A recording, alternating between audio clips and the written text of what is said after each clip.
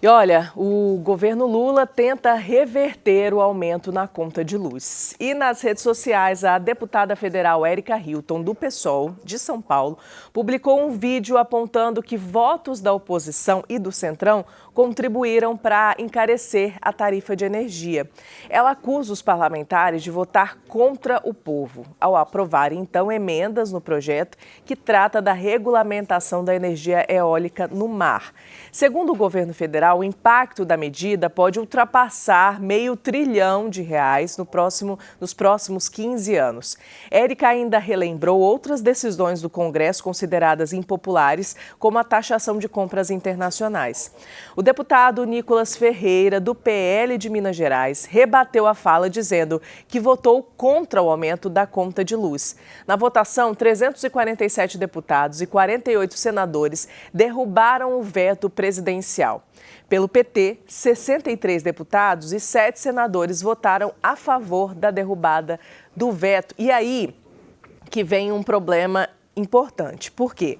Porque isso aí eu quero até trazer para os meninos que estão participando com a gente, para os nossos colegas hoje de bancada, porque isso gerou uma discussão muito grande por conta porque a população em geral ela não entende como é que funcionam essas votações. E aí quando você fala em votar um veto, quando você vota a favor ou contra, aí as pessoas acham, eu votei pela derrubada do veto, então votou contra um aumento.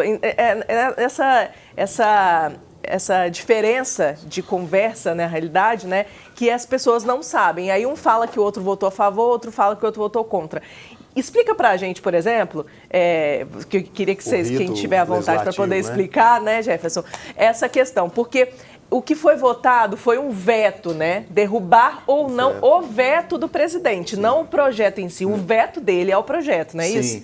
É porque, assim, o rito legislativo funciona da seguinte forma, né? Uma das duas casas propõe o projeto de lei, se sair da Câmara, vai para o Senado, sair do Senado, vai para a Câmara, né? Então, vota nas duas casas e depois isso vai para sancionar, o presidente vai sancionar o projeto de lei.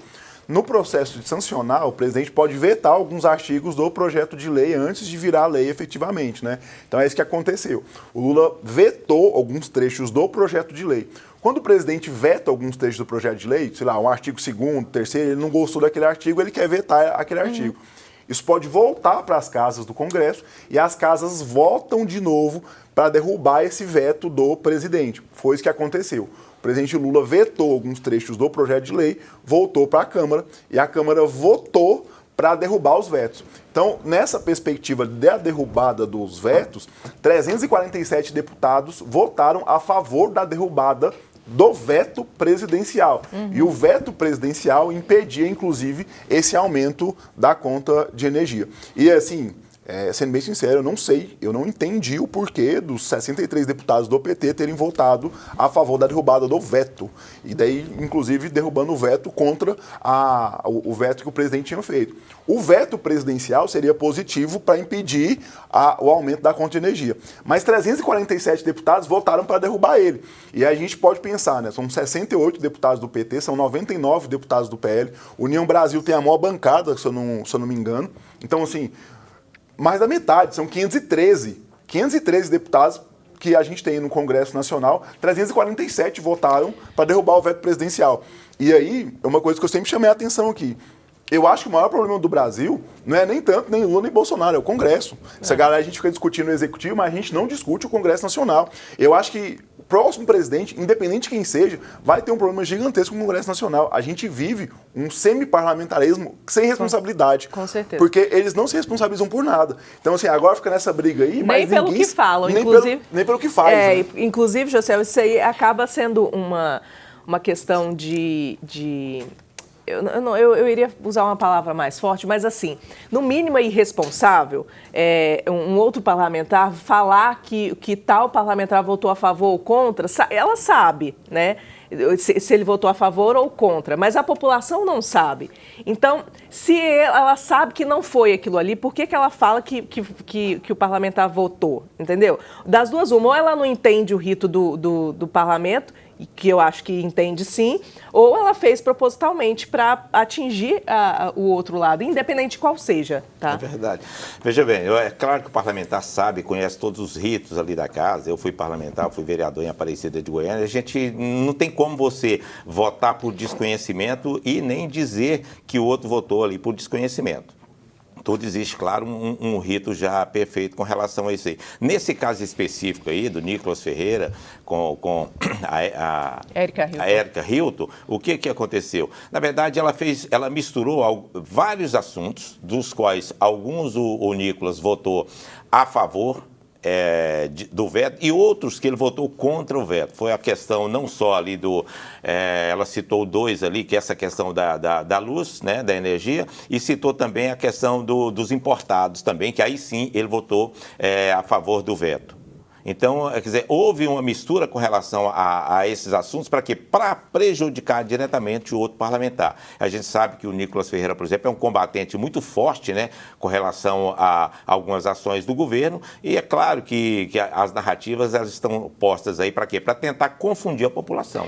Teve também a questão da votação do veto do presidente em relação ao benefício para as pessoas que foram atingidas pelo Zika vírus. Teve isso também.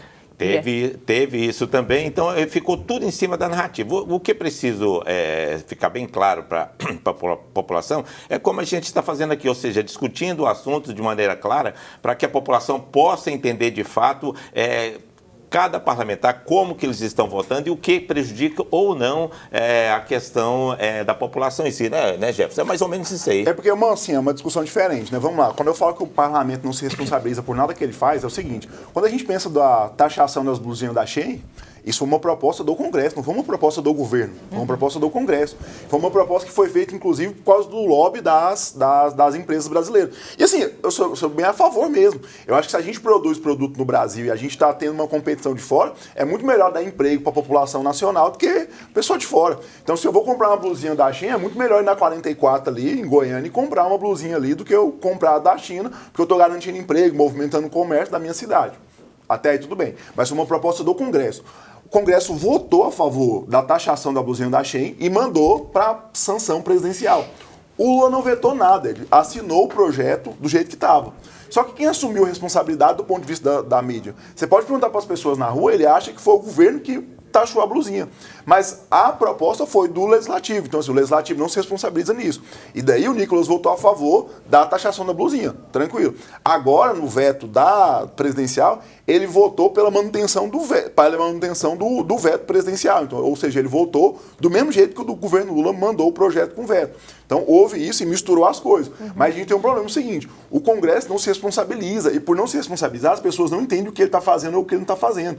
Então, uma coisa, o Hugo Mota propôs acumular, falando que o governo tem que cortar gasto, austeridade fiscal, mas ele propõe acumular a aposentadoria de deputado com salário de deputado. Isso vai aumentar, eles ganham 44 mil por mês. Isso vai aumentar. Por que ele não consegue cortar na carne? O Congresso não corta. Então o Congresso chegou lá no governo e falou assim, ó, é para cortar gasto. Aí eles foram e votaram a favor do PERSI. O que era o PERSI, para quem não está em casa? Era o desconto que dava, na verdade, uma isenção de imposto que dava para agentes culturais. Então todo mundo pega. Pega o artista que todo mundo está criticando, o artista da Globo, da esquerda, como pega o Gustavo Lima também. Todo mundo tem desconto. Na pandemia, eles precisavam disso, porque de fato você precisava movimentar o setor cultural, as pessoas não estavam saindo, mas a pandemia já acabou tem tempo. Todo mundo está saindo para show, a gente está pagando show normalmente. Para que precisa dessa isenção de imposto para o setor cultural? Não precisa mais.